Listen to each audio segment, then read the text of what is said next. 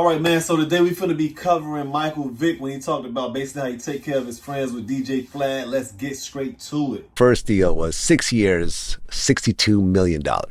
Yeah, with $11 million signing bonus. Yes. How does that feel from a kid growing up in the projects?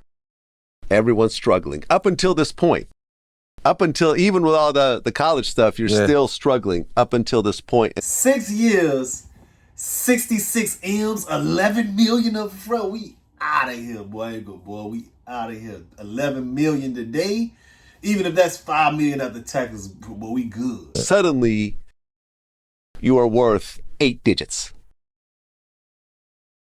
It's more so happy for my mom, man, and my dad in a sense, and my sisters and my brother, who could all. I ain't gonna lie, that's my issue when I hear people be like, "Oh man, I had to buy a house for my mom and my daddy." See, my mama dead. You get what I'm saying? I ain't really grow up with my old boy most of my life, but outside of that, like, I got 2 kids. If my son signs for 66 M's today, 10 million up front, he don't owe me nothing, bro. I will go back to work. You get what I'm saying? Like, I will hope that he'll put me on so I can get some of my own bread so I won't have to continue working where I'm working. But ain't no way, bro. Mom, hey, son, you got to look out for your old boy. I need a house. I need a whip. I need to get myself that. Look out for your old boy and put me in the game. Put me where I need to be at so I can get a bag myself. You know, feel good about what we accomplished as a family. Like, making it to the NFL wasn't talked about in our household. It wasn't planned out that Mike was going to hopefully make it one day. It wasn't never a conversation in our house. It was so far-fetched in our mind that we felt like, it's an unrealistic dream to try to obtain. And so we all knew how blessed we were, like, when it happened. And so, I bought my mama a house, bought my aunts and all my cousins that I was close to cars, and I was able to give them money and just get everybody life started and give them a. Now just imagine, bro, you get up on a bag and now you gotta buy houses and cars with the S. Cars with the S for everybody around you, bro. Man, I ain't gonna lie, that's a recipe for failure, man. I would never let my son buy nobody cars. You know what I'm saying? Like, bro, you can buy a person a car, but you're talking about you're gonna buy cars. Then you buy your mama a car, you can buy me a car, you buy your girl a car. Everybody else, they can come work from you and they can earn a car through their labor, but they cannot be gifted a car. That is off limit. Like a subtle opportunity to move forward in life and not be, financially stressed, to be financially free. Well, yeah, you moved 6 of your friends from back home to Atlanta? I didn't move and we all left together. Okay, yeah. But you were supporting them financially. We supported one another.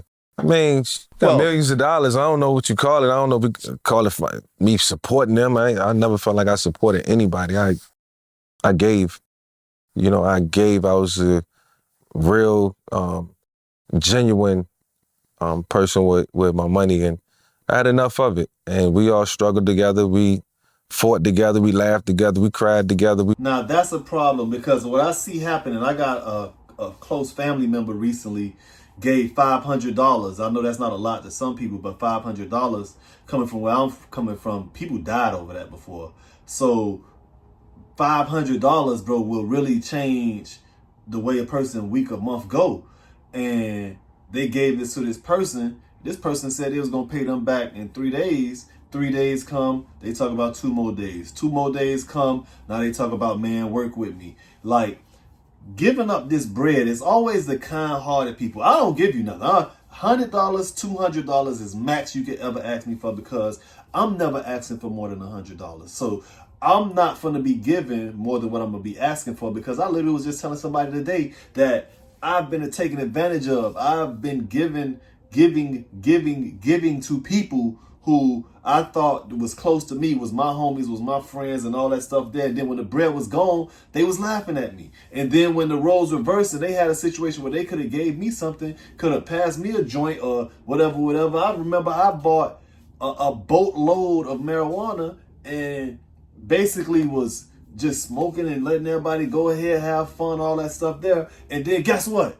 When it was their turn and they had the bag and they had it, they talking about, oh, nah, bro, you can't be smoking for free over here.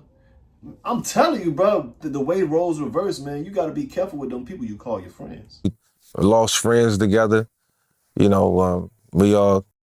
And I'm going to add this. You got to realize that giving that way money like that, you going to make a person kind of envy you, bro. Because you going to talk down on people that's in their situation. Oh, this bum, this broke dude, he ain't got this, this, and that. You talk about them. Even though you're talking about somebody else, you still talking about them. You know, it was a tight-knit group. And so we just tried to, you know, be just like any other group of friends, close-knit, stick together. I mean, is this sort of a Newport News thing? Because Allen Iverson kind of had the same thing going on. He would always have a big crew from back home with him. Man. You got a crew. But I don't financially support him though. See, this is what I don't like about Vlad, because Vlad kind of try to pick at people and throw people's names in there to get them to say something about somebody, which is good media. It's good for what he's doing in regards. It's not good media. It's good for his business model. You get what I'm saying? But it's a poverty thing, bro. If I would have blew up at 20 years old, I would have had 6 cousins that I would have bought cars. I would have had 5 homeboys that I would have brought with me. I would have been on the same thing that Vick was on. I'm not ridiculing Vick. I'm just giving decades of, hey, bro, nah, that ain't how that go. And if you do this, that's going to happen. You get what I'm saying? This is really I could give you a monologue, a life lesson on what not to do with the bag and what not to do with friends with the bag. Yeah, well, I mean, back you 20 years old, it might have been different. You had a couple $1 million. You might look at it different. You know what I'm saying? You and your boys, y'all had a lick. It's like walking in that back room and you broke and you find $20 million and you found it. They was outside. You ain't gonna give them nothing. You're not gonna give him a dime. He got a kids and he trying to get an apartment. You're not gonna help him when you got a pocket full of money.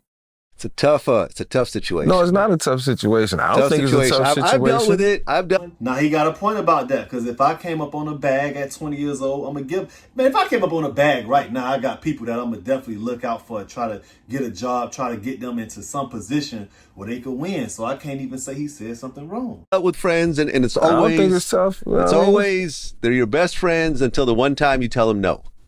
That's true. And then it turns very, very ugly very quick. Cool. I didn't have to tell them no on a lot of occasions, and they didn't have to tell me no. Okay. And I knew at the end of the day, with anything, a majority of them had my back in any situation. So this is what we got to realize, that, you know, Vlad is a white man, bro. White people are a bit different when it comes to the way they look at looking out. You get what I'm saying? Like, I done heard him and Adam 22 talk about people who we thought we was friends. Like, you know what I'm saying? The way Adam 22 did, what's your boy? 55th Street, Crip Mac. The way he did him, that was something that a black person finds unethical. You get what I'm saying? The way that Vlad TV, anybody who say something about Jewish stuff is forget them, but he could say or have murderers on who kill other black people and there's no problem. Anybody could say anything wild about black people and it's no problem. You know what I'm saying? And I'm not saying anybody, but anybody within the culture, if they say something wild, he'll incite, he'll break people up, he'll break up families, he don't care. But the moment you say something about Jewish people, oh no, it's over with. You get what I'm saying? So for me, it's like, it's a disconnect between his culture and our culture. And he understands our culture, but he don't care because... So it's a respect level, man. Like, I don't value a dollar, you know. I value, you know, loyalty. You know, I value respect. If you like this, man, like, comment, subscribe, man. I'm on the road to 3,000 subscribers. We on our way. Let's get it.